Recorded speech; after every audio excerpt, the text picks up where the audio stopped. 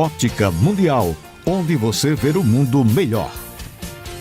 Quarta-feira, dia 7 de novembro, vamos meditar o Evangelho de Jesus Cristo, segundo São Lucas, no capítulo 14, versículos 25 a 33.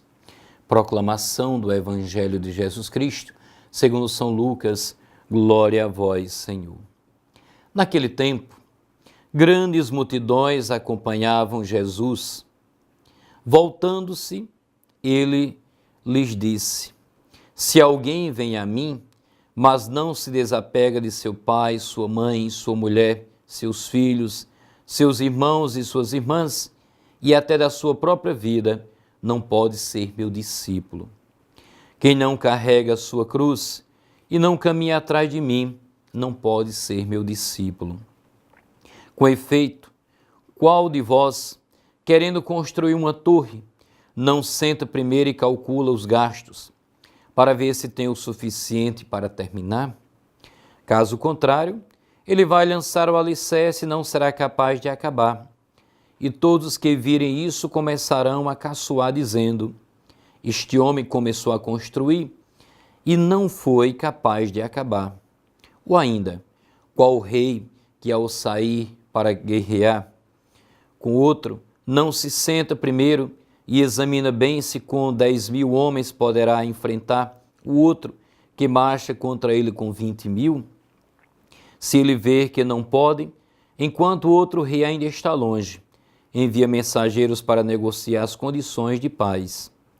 Do mesmo modo, portanto, qualquer um de vós, se não renunciar a tudo que tem, não pode ser meu discípulo. Palavra da salvação, glória a vós, Senhor. Quem não carrega a sua cruz e não caminha após mim, não pode ser meu discípulo. Contemplamos Jesus no caminho até Jerusalém. Aí entregará sua vida para a salvação do mundo. Grandes multidões acompanhavam Jesus. Os discípulos, ao andar com Jesus, que os precede, devem aprender a ser homens novos. É esta a finalidade das instruções que o Senhor expõe e propõe aos que o seguem na sua ascensão à cidade da paz. Discípulo significa seguidor, seguir as pisadas do Mestre, ser como ele, pensar como ele, viver como ele. O discípulo convive com o Mestre e o acompanha.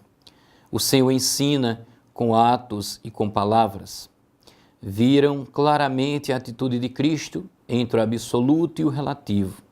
Ouviram muitas vezes de sua boca que Deus é o primeiro valor da existência. Admiraram a relação entre Jesus e o Pai Celestial. Viram a dignidade e a confiança com que orava ao Pai. Admiravam sua pobreza radical. O Senhor fala-nos com temas claros. O autêntico discípulo há de amar com todo o seu coração e toda a sua alma ao nosso Senhor Jesus Cristo, por cima de todo o vínculo, inclusive do mais íntimo. Se alguém vem a mim, mas não me prefere, até sua própria vida, não pode ser meu discípulo. Ele ocupa o primeiro lugar na vida do seguidor. Diz Santo Agostinho: respondamos ao Pai e à Mãe: eu vos amo em Cristo, não no lugar de Cristo. O seguimento precede, inclusive, ao amor pela própria vida. Seguir Jesus ao fim e ao cabo implica abraçar a cruz. Sem a cruz, não há discípulo. O chamamento evangélico exorta a prudência, quer dizer, a virtude que dirige a atuação adequada. Quem quer construir uma torre deve calcular se a poderá terminar. O rei que tem que combater decide se vai à guerra ou pede a paz depois de considerar o número de soldados de que dispõe. Quem quer ser discípulo do Senhor tem que renunciar a todos os bens. A renúncia será a melhor aposta. Jesus instrui os seus discípulos apresentando as condições para segui-lo. Diz que o seguimento deve ser decidido. Jesus pede que eu dei pai, mãe, filhos e a própria vida. A palavra odiar significa dar preferência, pois o hebraico não tem o verbo preferir. Jesus explica que segui-lo é mais importante, mas não dispensa o amor à família e à vida. Aliás, seguindo Jesus, vamos amar mais a família e cuidar melhor da vida, pois vencemos os pecados que destroem a ambos. Ele que ensina o amor não vai propor o ódio como razão da vida.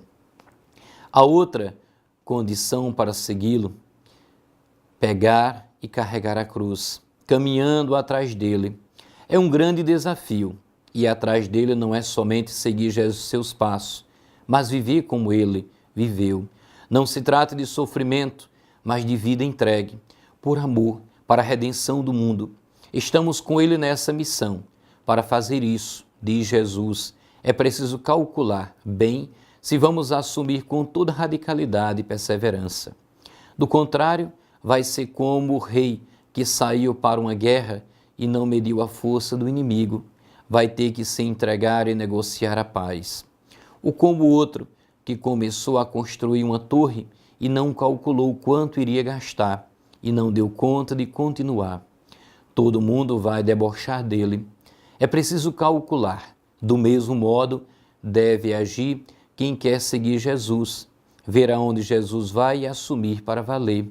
Nos tempos atuais, sentimos dificuldades de cortar aquilo que impede o seguimento de Jesus. Por isso, a fé se torna mesquinha. Não posso seguir Jesus somente até dar certo ponto. Não funciona. Não pode ser meu discípulo, diz Jesus. O desapego que Jesus exige para segui-lo é o mesmo que realizou quando venceu as tentações do demônio. A proposta de Jesus mexe com as estruturas da sociedade. Nós o entendemos quando lemos a carta de São Paulo a Filemon.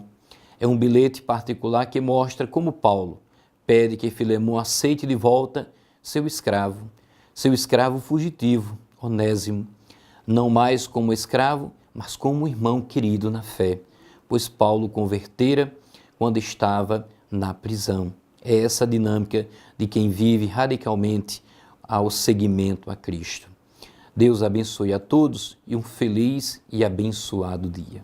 Ótica Mundial, onde você vê o mundo melhor.